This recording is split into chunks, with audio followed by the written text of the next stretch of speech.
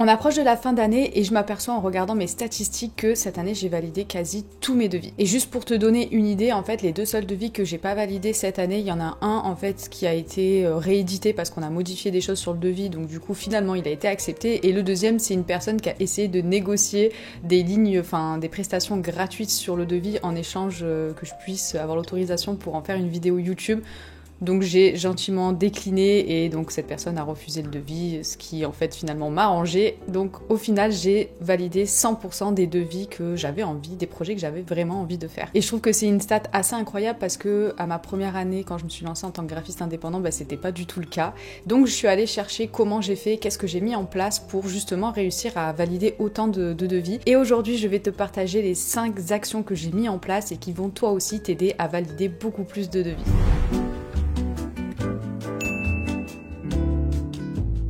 Au début, moi, je montrais mes identités visuelles finales, que ce soit dans mon portfolio, sur mes réseaux sociaux, etc. Voilà, je montrais en fait le produit final à mes prospects. Donc ça, c'est une chose hyper importante pour nous en tant que graphistes, de montrer notre travail, de montrer notre style, etc.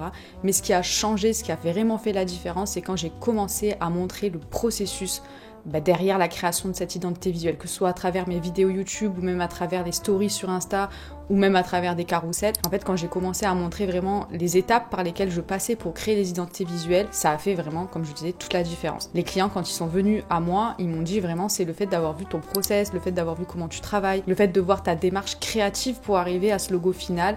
Voilà, c'est vraiment ce qui a fait la différence et ce qui a fait que les clients sont venus à moi et m'ont contacté. Pareil, si tu fais par exemple 3 propositions de logo, c'est intéressant quand tu vas le montrer dans ton portfolio, de montrer justement les 3 propositions de logo que tu as créées et celui qui a finalement été retenu. Montrer par exemple le mood board, la stratégie de marque, enfin bref, tout ce qui va englober en fait la création du logo. Il n'y a pas que le logo, il n'y a pas que l'identité visuelle finale, il y a aussi tout le process qui est hyper important pour le client. Peu importe le réseau social sur lequel tu communiques, que ce soit YouTube, que ce soit Instagram, LinkedIn, peu importe, et peu importe aussi le format, que ce soit en vidéo, que ce soit en carrousel, en image, peu importe, montre le processus. C'est comme en cuisine, en fait, c'est le logo final, c'est un peu le plat final qu'on va servir au client, donc c'est cool, c'est appétissant, ça donne envie, mais c'est aussi hyper intéressant de voir comment le chef cuisinier, il est arrivé à ce plat final. Il y a même des restaurants qui ont ouvert leur cuisine pour que justement les clients puissent voir le chef cuisiner en direct, donc du coup ça montre bien que le processus est autant important que le produit final.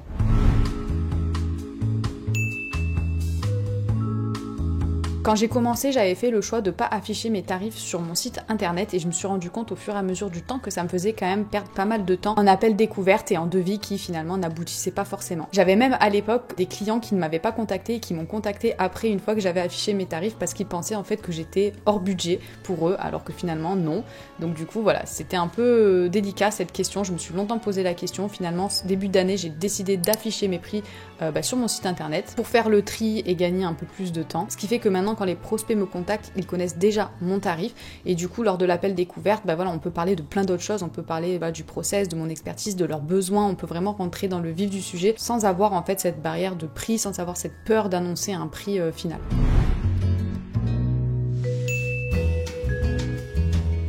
Pareil, au début de mon activité, je n'avais pas forcément de formule sur mon site internet, j'avais donc mon service de graphisme et en fait je venais au cas par cas ajouter ou pas des choses dans le devis. Mais en créant aujourd'hui, donc depuis pareil 2023, des formules claires, franchement ça a tout changé. Maintenant en fait le prospect il se sent vraiment encadré, il sait où il va, parce que encore une fois je le répète assez souvent, mais un prospect qui vient te voir, lui il n'est pas graphiste donc il sait pas vraiment ce que ça comprend en fait de faire une identité visuelle. Souvent on vient me voir pour je veux un logo, voilà je veux une identité visuelle sans vraiment savoir ce que ça implique concrètement. En ayant des formules, je lui montre qu'en fait il va avoir beaucoup plus que juste un logo. Par exemple, avec la formule, je lui montre qu'il va également avoir une stratégie de marque, qu'il va également avoir une déclinaison de ses logos. Ça c'est des choses que pareil, un prospect ne connaît pas forcément, il est là pour un logo, il sait pas qu'il peut aussi avoir qu'il va avoir une déclinaison de plusieurs logos. Ton client a potentiellement une idée du tarif, mais il sait pas tout ce que ça englobe et le fait de lui montrer déjà un menu en fait, de lui montrer déjà une carte avec tout ce qu'il va avoir à l'intérieur, il est beaucoup plus enclin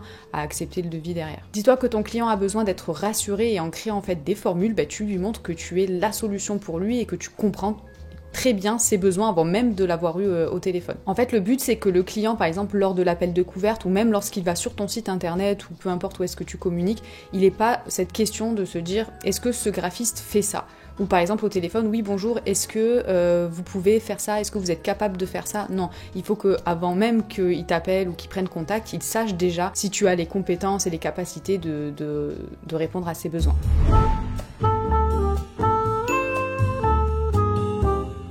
Pour moi, l'appel découverte est vraiment une étape clé. Je pense que je n'accepterai jamais de faire un devis avec une personne que j'ai jamais rencontrée sans faire un premier appel découverte. C'est hyper important, ça me permet de faire un premier tri sur les projets. D'ailleurs, j'ai déjà refusé des projets à l'étape de l'appel découverte, donc je suis même pas allée jusqu'à créer un devis parce que voilà, on a compris qu'on n'était pas forcément compatibles et ça, c'est aussi important que votre graphiste, enfin que le graphiste et le client soient sur la même longueur d'onde. Cet appel, c'est vraiment l'occasion en fait de montrer ton expertise et de vraiment faire connaissance avec le créateur, la marque. J'ai personnellement en fait établi une trame de cet appel découverte. C'est une trame en fait avec des questions qui me permettent petit à petit d'avoir toutes les informations qui vont me permettre par la suite de créer une proposition commerciale vraiment béton. Grâce à toutes les informations clés que je vais pouvoir en fait capter lors de l'appel découverte, c'est des mots-clés d'ailleurs qui proviennent de mon client puisque c'est lui lors de l'appel découverte qui donne ces clés, ces pistes, je vais pouvoir les réutiliser dans ma proposition commerciale. Donc déjà mon prospect, il va se sentir vraiment compris parce qu'il va voir que j'ai fait ressortir ses propres besoins et moi derrière je vais pouvoir en fait adapter les offres que je vais lui faire dans la proposition commerciale en prenant en compte toutes les informations clés que j'ai pu dérouler lors de la trame de l'appel découverte.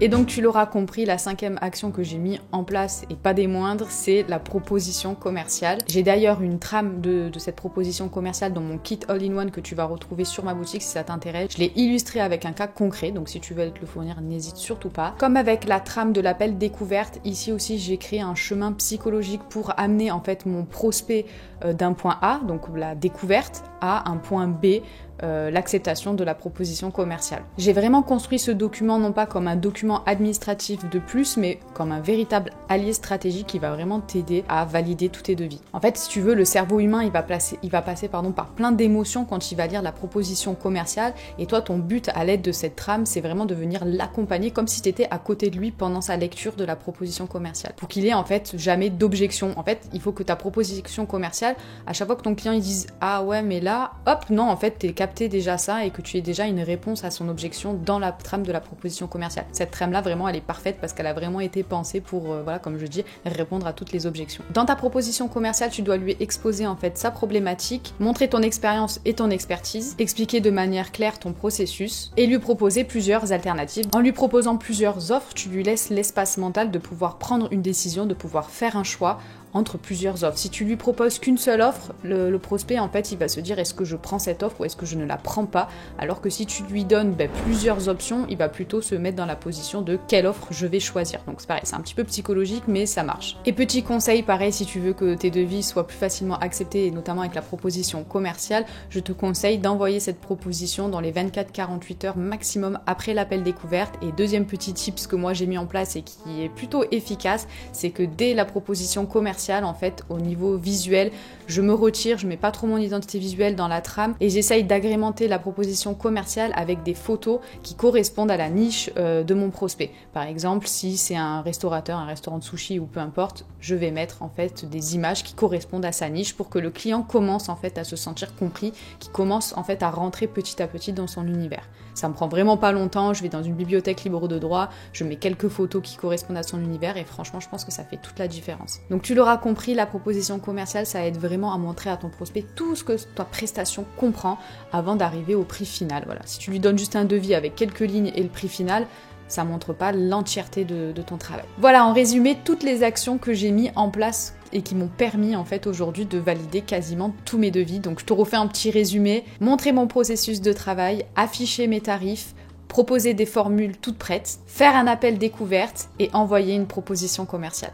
J'espère que ces conseils t'ont aidé. D'ailleurs, je suis curieuse de savoir si tu les avais déjà mis en place ou si toi-même tu as d'autres astuces à nous partager en commentaire. N'hésite pas à t'abonner à la chaîne, j'ai enfin reçu mon nouveau PC, donc prépare-toi pour plein de vidéos. Si tu veux nous rejoindre également à la Youn Academy, n'hésite pas, je te mets tous les liens en barre de description. Donc la Youn Academy, c'est ma formation de graphiste. On a fait notre premier live avec les membres la semaine dernière et le prochain live sera vendredi 6 décembre. Donc n'hésite pas à nous rejoindre si tu veux participer à ces lives. On a abordé tellement de sujets, c'était hyper intéressant. N'hésite pas à nous rejoindre, je te mets tous les liens dans la description. Et moi, je te dis à la semaine prochaine pour une nouvelle vidéo. Bye!